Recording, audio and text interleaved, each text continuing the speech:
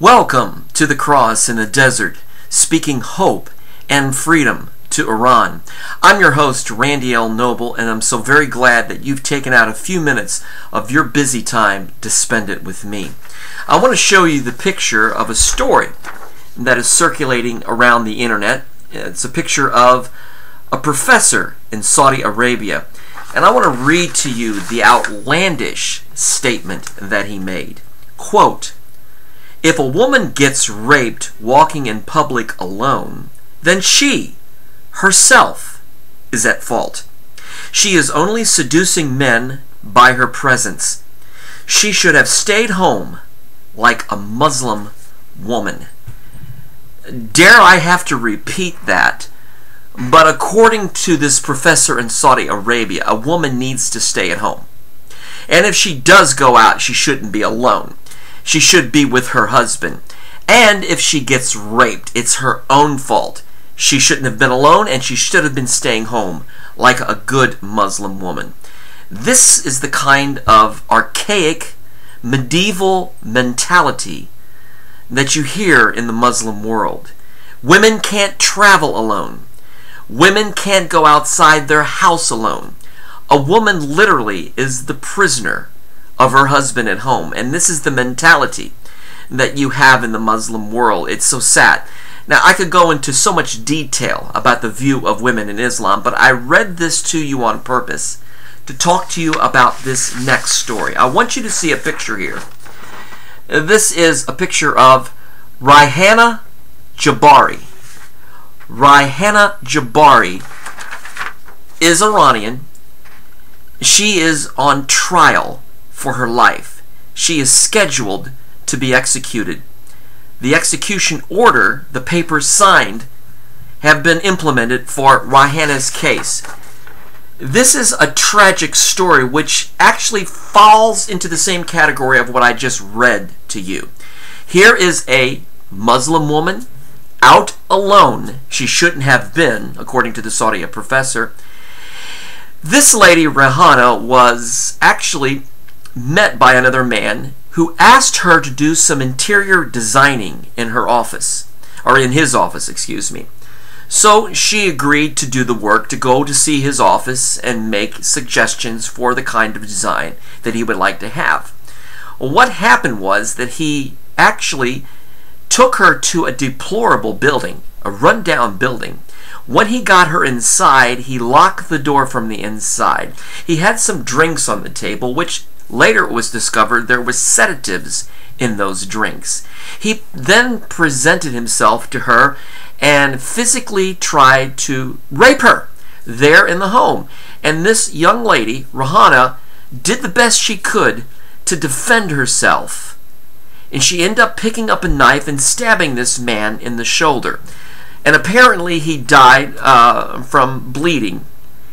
And now this young lady, who has been in prison for the last 7 years of her life, because this happened 7 years ago, is now set to be executed. What is her crime?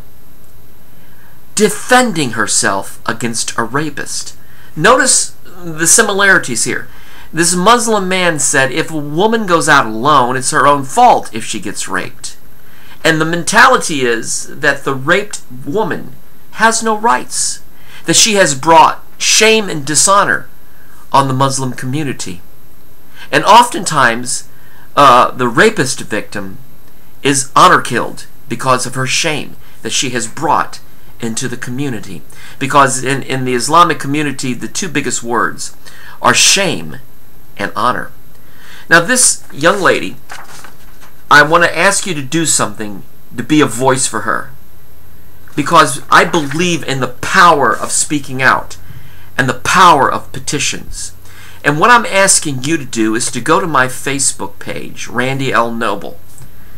And there's a petition there you can sign to speak out for Rayhaneh and basically save her life. This is totally unjust, but the human rights violations in Iran are just mind-boggling. Women particularly have very few rights in Iran. And in this case, the victim, the one that was to be raped. And by the way, the man that did this was a part of the Iranian intelligence service. And he had his designs on physically assaulting Rayhaneh and raping her. This is the story she told. This is why he was left bleeding. She was defending herself against a rapist. But in Iran, they don't believe her. And they're going to put her to death, execute her by hanging. It's amazing, this mind-boggling scenario, the way women are treated in Iran. So all I'm asking for you to do is, number one, pray for this woman. Pray that God will intervene and bring swift justice and vindicate her. And second of all, go to my Facebook page, Rayhaneh Jabari. It's spelled Rayhaneh, capital Jabbari. If you don't go to my page, at least go to the internet and you will find the petition to sign on her behalf. She has been in prison for 7 years of her life, suffering for a crime that she really didn't commit. If a crime is self-defense, then what has happened to our society? That a woman hasn't got the right to defend herself against an attacker. This has happened once before in Iran that I can remember. And in fact, a book was written about a young girl who was on trial to be executed for killing her rapist. And a very strong human rights activist in Canada, Nazanin Afshin Jam, heard about her story and got involved in her story, spoke out through human rights channels, and as a result of this one lady's action, she spared the life of this rapist victim that was to be executed several years ago in Iran. I bring this to your attention to make a point. One powerful human rights woman made the difference in whether this woman lived or died in Iran. You too, as one person, can make the difference in Rayhaneh's life. Please be a voice for her. Please speak out for her. And go to my Facebook page and sign the petition. It will be there on my page, Randy L. Noble. Well, I want to talk to you now about something a little bit better than what I've had to say and share with you. This is the week of Nowruz in Iran. It's the beginning of spring. The first day of spring on their clock actually begins at about 8 o'clock on March 20th. And for the next 13 days, many Iranians will celebrate the arrival of spring, the spring renewal. It's a brand new year in Iran. According to the Persian calendar, it's the year 1393 in Iran. And it's their time of celebration. And I love getting on my Facebook page and wishing my dear friends in Iran a beautiful, happy Nowruz. You know, I say this in the midst of their suffering, living under an oppressive government that puts so many rules and restrictions on their life, that like my dear friend Mojda just told me on Skype today, she said there is no freedom in Iran. And I'm very glad to tell you that my friend Mojda, who's going to the university to get her master's degree in mathematics, and I won't say where, she is enjoying her time there for the next 3 years. She has that freedom to walk down the streets of where she's going to university and not have to wear her hijab, and to be able to talk with other men on the street without being monitored and interrogated by the morality police. But I say this to talk about the New Year's resolution. The New Year in Iran is a wonderful time. What you're seeing here is a picture of my friend Maudis's. It is her half-sin table. This is very traditional in the New Year, the Nowruz celebration. What is a half-sin table? Well, it's a table. It's decorated with things that begin with the letter S. And here's what's on the table. They put sabiz on the table, Linton sprouts. They're placed in a dish of water. That's the letter S. They also do this because it symbolizes rebirth. So this is the important spring celebration, a time of rebirth in Iran. The next thing they put on the half-sin table is apples, or sib. And they're placed on the table, it's symbolizing beauty and health. Now, samanu, which is really tasty pudding, is added to the table. It symbolizes affluence. Next, sirka, or vinegar, is added to the table, which symbolizes old age and patience. Next, sir, or garlic, is a very important addition, and it symbolizes medicine for healing. Sinjad, which is wild olive fruit, symbolizes love. And the last thing they put on the table is sumac. It's placed on the table symbolizing the color of sunrise. 7 things that begin with the letter S. And on this table, I want you to see also a couple of things.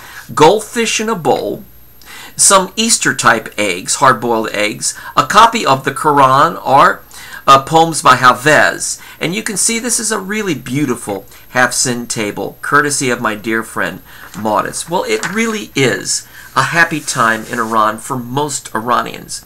When I think about Nowruz, I think about the book that I wrote for my dear friends in Iran over a year ago, and I want you to see a copy of it. It was called The Rose of Nowruz, Dreams of Hope and Freedom.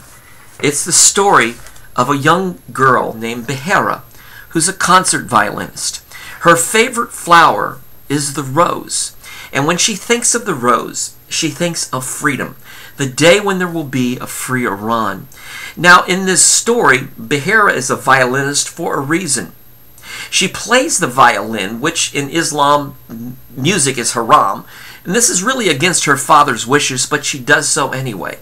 She's part of a play in Iran. It is a very veiled, symbolic play that's played before an audience, and in this play they talk about the concepts of freedom, because everyone in this play is determined to do something, to speak out for their freedom in an oppressive Islamic society. But they do it so very, very cautiously. Well, in my book, The Rose of Nowruz, Behera sees so much fear and oppression upon her friends that she decides she can no longer be meek and mild and silent. And so she begins to speak out for her friends. I really, really love this book for so many reasons. One, that I'm able to share it with my many Iranian friends all over the internet and in Iran. But also, I've been blessed with opportunities to send this book to many, many human rights activists in Iran and Canada and the United States. And I really, really pray that this book will bring an awareness to the Western world of how my dear friends suffer in Iran. The Rose of Nowruz is a book near and dear to my heart. As I've been talking to you tonight about no freedom in Iran, the unjust treatment of people who are defending themselves, I would just ask you to simply remember to pray for my friends in Iran. And when you have the opportunity, please come to my Facebook page, Randy L. Noble. Please friend request me. And you'll see many, many postings there of the things that are going on in Iran. It's really a dire situation. My friends constantly ask for me to pray for them, to be a voice of hope and freedom for them. And it is my privilege to do that. So I would ask that you, number one, would be involved in praying for them. But if you want to, you can go to the next step, and that is getting involved in being a voice for them as well. And that is coming to my Facebook page and reading the articles and signing the petitions, because my Facebook page is dedicated to their peace and to their freedom. I really appreciate you taking the time right now to spend it with me. And I ask and pray that you'd be my friend on Facebook and come to my Facebook page, Randy L. Noble, and let's be friends, and let's be a voice of hope and freedom to my Iranian friends.